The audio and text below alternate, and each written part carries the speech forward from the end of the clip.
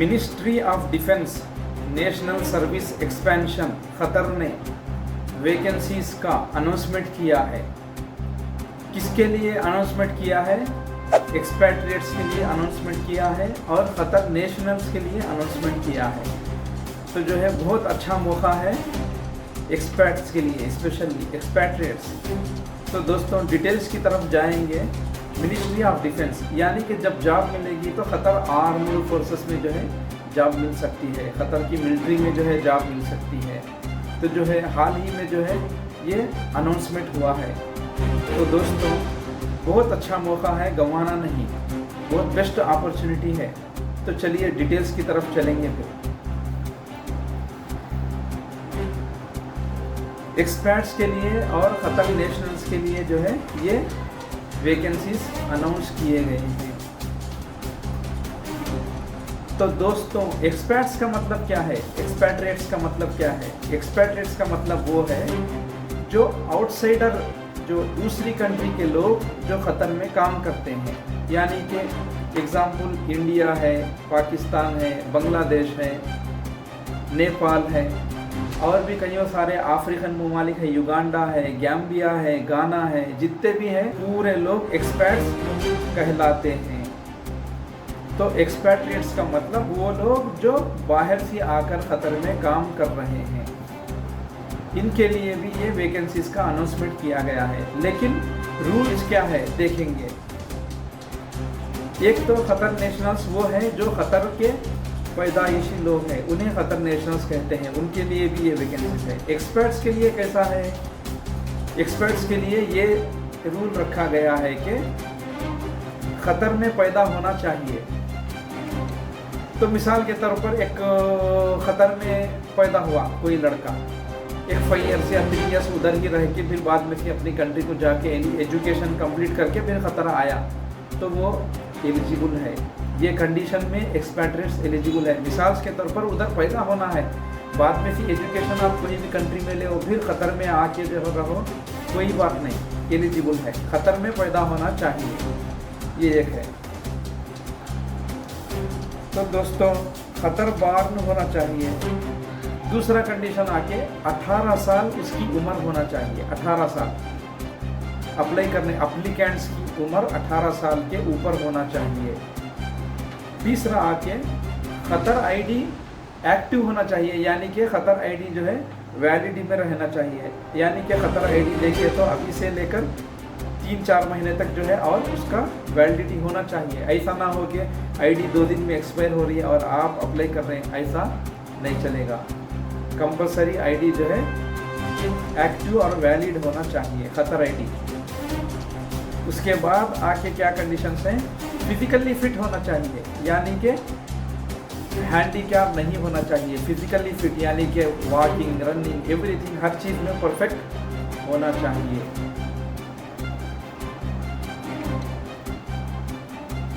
Application किस तरह से फिल करना है? तो ये है एप्लीकेशन ऑनलाइन फिलिंग रहेगा आपको। एप्लीकेशन फिलिंग ऑनलाइन एप्लीकेशन है आपको। क़तर के जो है मिनिस्ट्री के वेबसाइट में जाने के बाद आप रिक्रूटमेंट में जाएंगे तो आपको एप्लीकेशन आसानी से जो है फराहम हो जाएगा, यानी कि मिल जाएगा। अभी एप्लीकेशंस रनिंग है, यानी कि एप्लीकेशन प्रोसेस रनिंग है और कब बंद हो जाएगा मालूम नहीं। तो फ़ौरन जो है इमीडिएट से जो है अप्लाई करना बहुत अच्छा चांसेस है।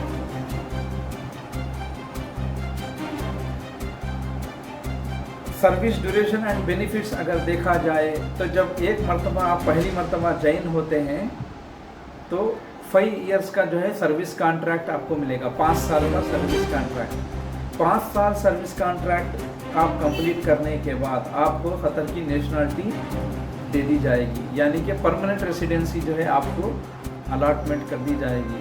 ये क़तर की गवर्नमेंट की तरफ से परमानेंट QID बन जाएगी आपकी, यानी कि आप क़तरी कहलाएंगे।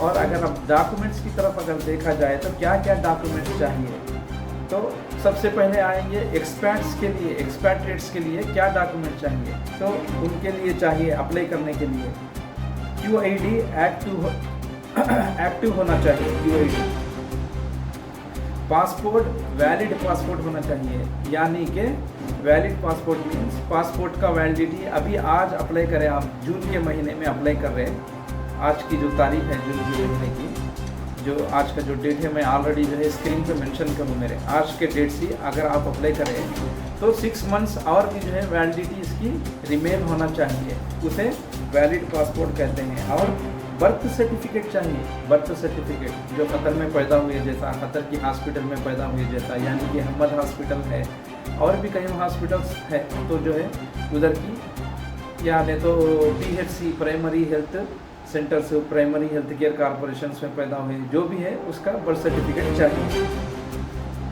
यानी तो मिलिट्री हॉस्पिटल में पैदा हुए हैं तो उधर की बर्थ सर्टिफिकेट चाहिए।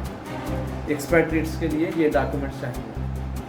और अगर कतरी नेशनल्स के लिए डॉक्यूमेंट्स देखेंगे तो मदर का पासपोर्ट चाहिए, मदर पासपोर्ट चाहिए। दूसरा आके बर्थ सर्टिफिकेट चाहिए। इतना ही है, बहुत सिंपल है दोस्तों, बहुत अच्छा अपॉर्चुनिटी है।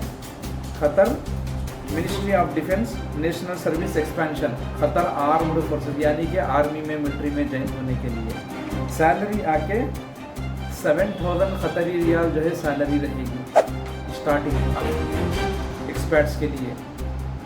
ओके, एजुकेशन अगर देखा जाए तो एजुकेशन की कुछ भी रिक्वायरमेंट्स नहीं दी गई है, बस कतर में पैदा होना चाहिए, बस ये एक दी गई है। तो दोस्तों बहुत अच्छी अपॉर्चुनिटी है, हर किसी को जो है शेयर कीजिएगा ताकि जो है लोगों को अवेयर हो सके और लोग जो है इस अपॉर्चुनिटी का जो है भरपूर फ़ायदा जो है उठा सके, यानी कि हर किसी को जो है इसके अंदर एप्लीकेशन डालने का मौका मिल सके। तो दोस्तों बहुत अच्छी अपॉर्चुनिटी है। कतर मिनिस्ट्री के वेबसाइट में जाने के बाद रिक्रूटमेंट के अंदर जाएंगे आप ऑप्शंस में, तो आपको एप्लीकेशन आसानी से मिल जाएगा, उसी के ज़रिए ऑनलाइन जो है अपलोडिंग हो जाएगा हर चीज़। और डॉक्यूमेंट जो है PDF फॉर्मेट में रखना चाहिए, आपको मालूम ही है ना, जो लोग अप्लाई करते हैं उनको मालूम है ऑलरेडी, PDF फॉर्मेट में जो है डॉक्यूमेंट्स होना चाहिए अपलोडिंग करने के लिए। एजुकेशन की कोई ज़रूरत नहीं, तो बहुत अच्छा मौका है। तब तक के लिए मिलते हैं फिर, अल्लाह हाफिज़।